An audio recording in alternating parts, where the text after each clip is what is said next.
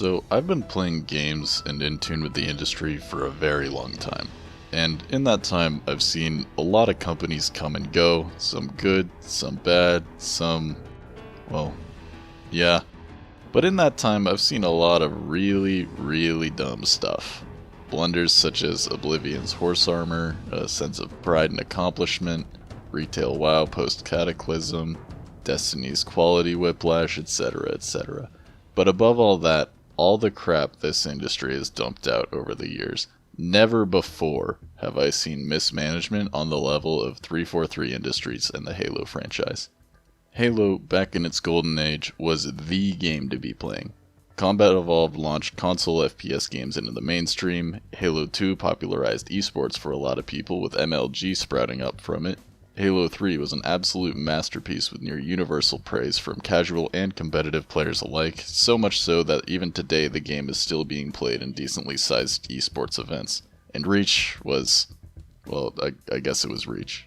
To be entirely honest, it wasn't even 343 that started the decline of Halo. That fall from grace began in Halo Reach. From controversial additions such as Reticle Bloom, Armor Lock, jetpacks trivializing map control, and of course the ever so divisive sprint, to other issues people had with the game such as the campaign retconning existing canon, Reach was quite a change for the worse. That said, the game did have many redeeming qualities, such as a vastly improved Forge and custom games experience, a pretty decent campaign, arguably the best armor customization we have seen in this series yet, although I was disappointed that we couldn't customize elites anymore, and the actually super fun invasion game mode that we still have yet to see return in any future releases. Reach was great for the casual Halo fan, but the competitive scene was in complete shambles. Simply put, the game was not balanced in a way that favored competitive play, which was a huge part of Halo's success as a series. There was just so much randomness, and so many maps were just straight up bad.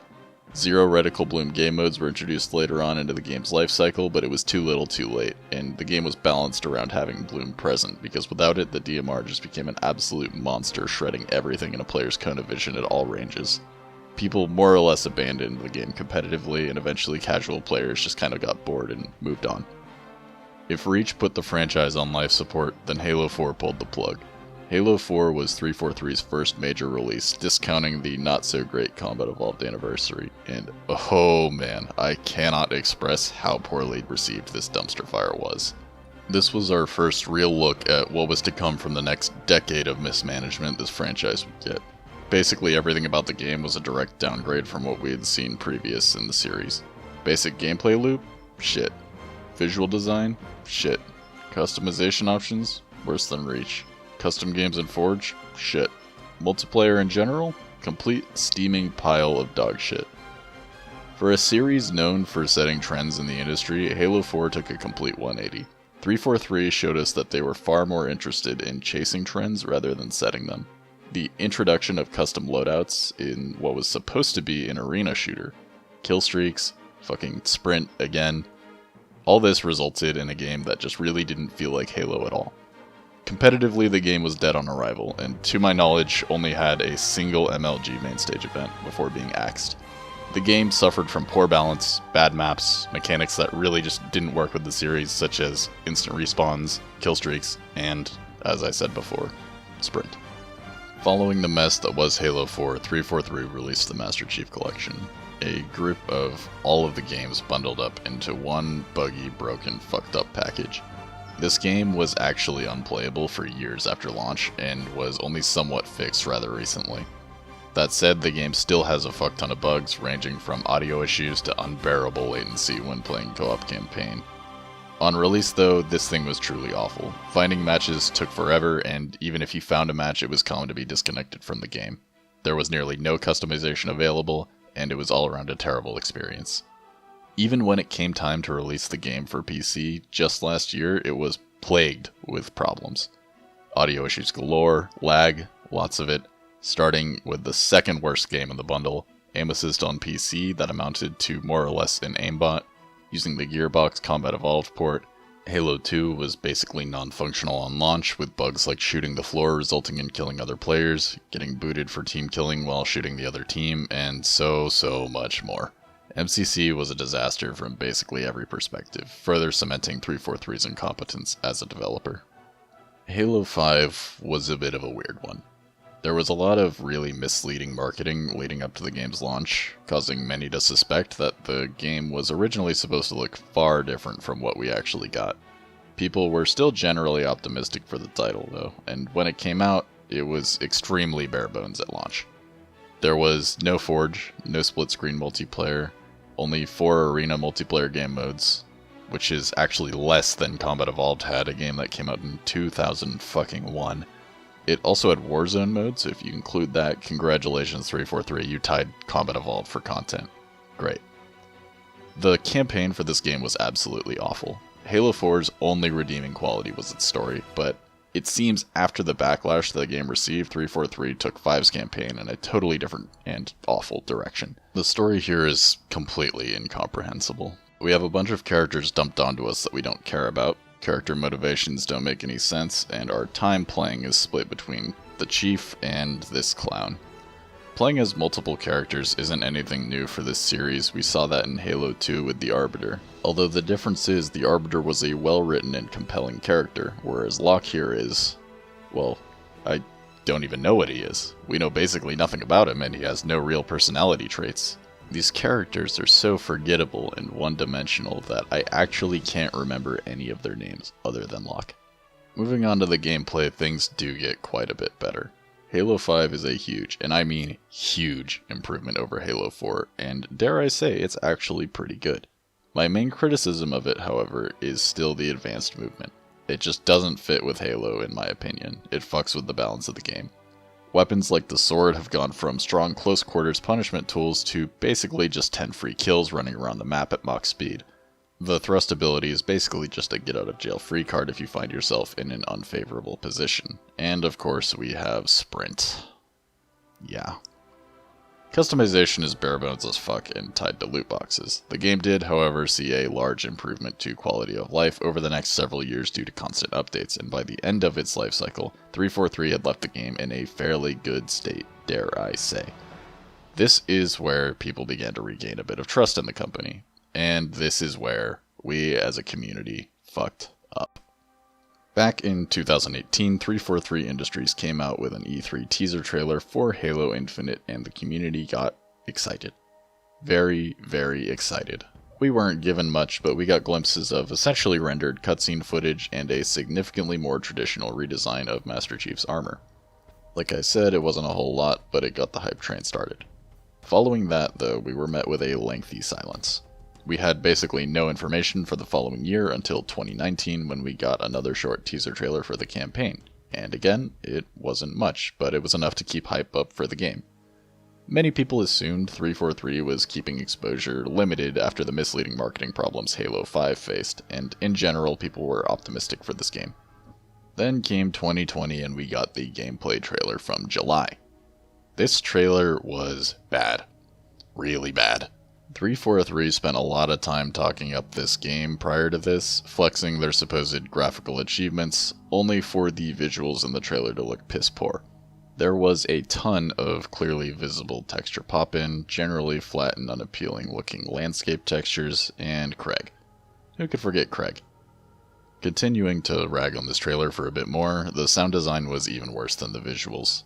The assault rifle, a gun that has historically had a strong, punchy sound to it, instead sounded like it was firing out ball bearings rather than bullets. The engine sound on the Warthog as well was extremely weak. Like, holy shit, my Miata makes a more powerful noise than this. Many of the new gun designs also just looked uninspired and reminded me more of something out of a Call of Duty game than Halo. Even down to their names. It's not the Magnum anymore, it's the Mark 50 Sidekick. Gone are the days of the shotgun, now we have the CQS-48 Bulldog. Come on 343, why even change this? On the upside, the gameplay at the very least seems interesting, although I think a sizable amount of the community let out a collective sigh when we saw this. The gameplay reveal left a lot of people with very mixed feelings. On one hand, visually and orally it was really bad. On the other hand, however, the game looked promising, and while it is a departure from what we are used to with the campaign, with the new open world and all, it could have a lot of potential. At this point, the general consensus from the community seemed to be one of cautious optimism. Soon after the gameplay reveal, we found out that the multiplayer is going to be free to play. This in and of itself is not necessarily a bad thing. Hell, one of my favorite games of all time is a free to play game. That said, a fair amount of people became worried about this in Halo, especially after 343 showed us just how intrusive they're willing to be with their microtransactions in Halo 5. Not long after, though, we then found out that the game is being delayed. It was originally supposed to release about a week and a half from the time of uploading this video. However, that date has been pushed back to sometime in 2021. Once again, we received a rather mixed reaction from the community. Delays give devs more time to work on the game, which is good, but at the same time, Halo Infinite has already had a very long dev cycle. Like, really long for a Halo game. Halo 5 came out 5 years ago now, and we've seen basically nothing of Infinite except for one video, which is essentially a vertical slice of the game's campaign. We have seen zero multiplayer footage, and as of right now, we have no idea what it looks like. For someone who is a fan of this series from a competitive standpoint, this worries me, especially considering 343's track record. Up until just this past week, Halo Infinite has had, as I previously stated, an air of cautious optimism surrounding it. Well, all of this has crashed and burned within the last couple days because it has been revealed that 343 is going to monetize the ever-loving shit out of this game, something many fans were afraid of as soon as we heard the multiplayer was going free to play. 343 has revealed their coding system, a new way to customize your armor and color and textures. The issue is, it seems you have to actually pay money to even get something as basic as colors. A Twitter user posted an image from a code they redeemed from a package of cookies where they got a color that would cost $5 fucking dollars. What the actual fuck, 343? In what world is it okay to start charging fees to use a feature that has been in this game for 20 goddamn years? People were already suspicious of the free-to-play nature of the game, and this is exactly the kind of thing that would confirm those suspicions. So what has 343 done as damage control? What have they done to try and quell the angry community? Nothing. Nothing at all. 343 has been completely silent on the matter for the last week. They have made no real effort at all to try and quell the community's outrage, and instead they're just ignoring it and pretending it doesn't exist. This is just plain sad. Right when we thought that we finally had hit a true low point for this game though, we'd got one more piece of news just a couple days later. Chris Lee, the project director for Halo Infinite, has left the studio. This is quite possibly some of the worst news that we could have received. Not only is it bad news when your project lead leaves this late into development, but this is the second time in 2 years that Infinite has had a major director jump ship. He gave a statement following his departure, saying, "I have stepped back from Infinite and am looking for future opportunities. I believe in the team and am confident that they will deliver a great game, and now is a good time for me to step away." Actions really do speak louder than words, because despite what Lee said in his statement, a lot of fans are taking this as him trying to distance himself from this apparent sinking ship. Furthermore, many fans are now speculating that this game will become a sort of vaporware in the same vein as Half-Life 3 or Duke Nukem Forever, considering the minuscule amount of actual gameplay footage we have seen, an abnormally long development cycle, internal turmoil, and what appears to be an indefinite delay as back in August, 343 nebulously gave us a new 2021 release timeframe.